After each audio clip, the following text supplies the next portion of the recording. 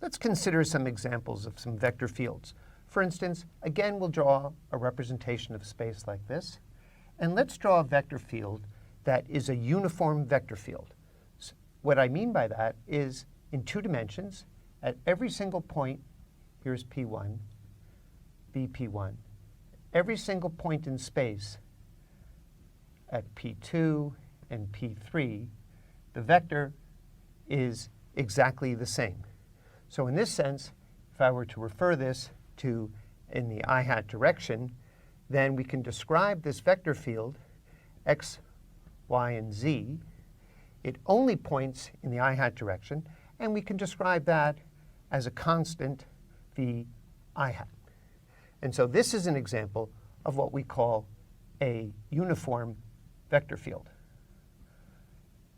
Now, there can be many other types of vector fields.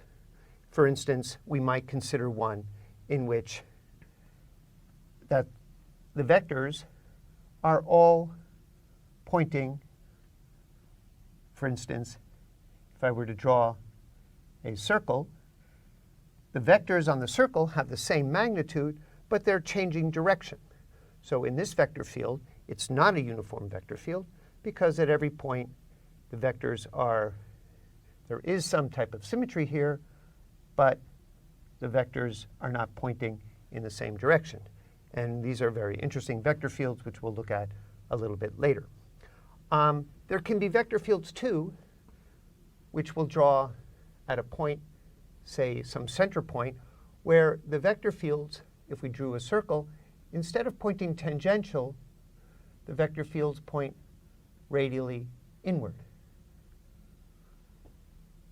And if we went further out, maybe they get a little smaller.